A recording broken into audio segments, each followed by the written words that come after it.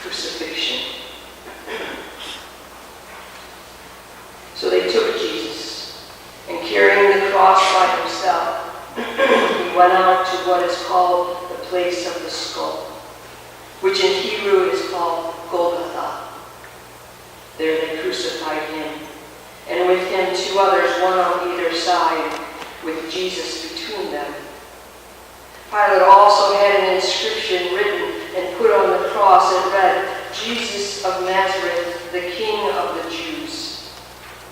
Many of the Jews read this inscription because the place where Jesus was crucified was near the city, and it was written in Hebrew, in Latin, and in Greek. Then the chief priests of the Jews said to Pilate, "Do not write the King of the Jews, but this man said, 'I am the King of the Jews.'" Pilate answered, "What I have written, I have written." When the soldiers had crucified Jesus, they took his clothes and divided them into 4 parts, one for each soldier. They also took his tunic. Now the tunic was seamless, woven in one piece from the top. So they said to one another, "Let us not tear it, but cast lots for it to see who will get it." This was to fulfill what the scripture says, "They divided my clothes among themselves, and for my clothing they cast lots." And that is what the soldiers did. Meanwhile, standing near the cross of Jesus were his mother and his mother's sister Mary, the wife of Clopas, and Mary Magdalene. When Jesus saw his mother and the disciple whom he loved standing beside her, he said to his mother, "Woman, here is your son." Then he said to the disciple, "Here is your mother." And from that hour the disciple took her into his home.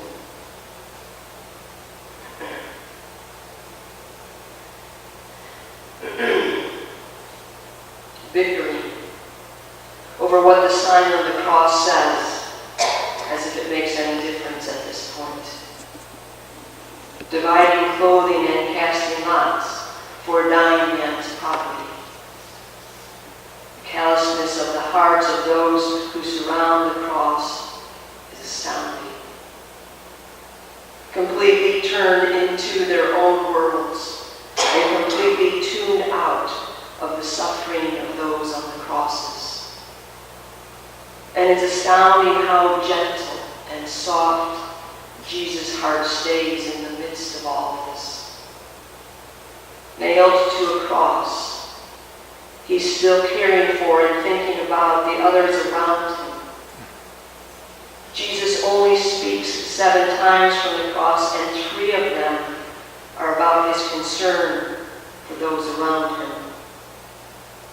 Only once does he speak of his own needs. He's thinking of others as he asks for forgiveness for those involved in his crucifixion, as he comforts the thief on the cross next to him with the promise of paradise. And finally, he makes sure his mother will be taken care of. "Woman, here is your son. Here then is your mother." Jesus' response to the violence and injustice perpetrated against him unnerves me, because it is what he calls us to follow. It's how he calls us to be as disciples. When you're being nailed to a cross, pray for those who are doing it.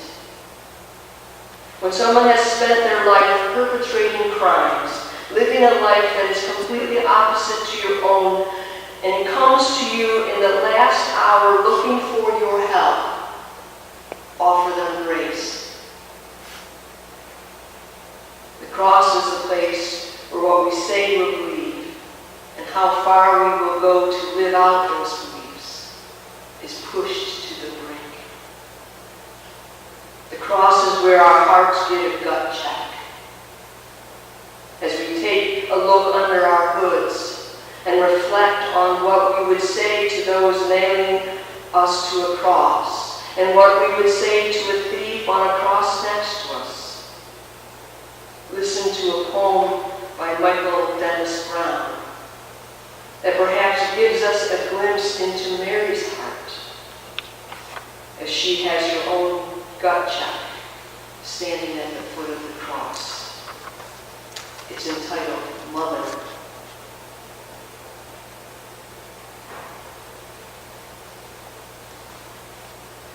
I thought I had my son in this life, and now you give me another?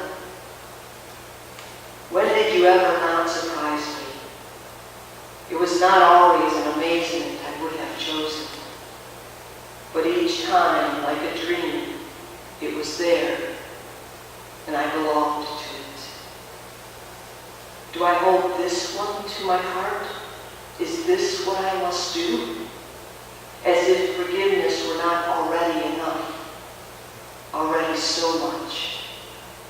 Now this? Was there ever a time you did not ask of me more than I thought I could do? I've never dreamed myself as large as you presume me to be. Really, there are only so many rooms. You never let me live my only life. You never did. But in all you have asked of me, I did not fail you, and I will not now. Even now, though this is the hardest, here in this place where you suffer so. When I said yes, so long ago, to be your mother, I was young. How could I have known what this would ask of me? And could this be the last asking as you die before me? I hardly think so. I never knew how much could break in me and still be green. And now you say, my son, behold your son. You cannot ask it, and you do. Here I am.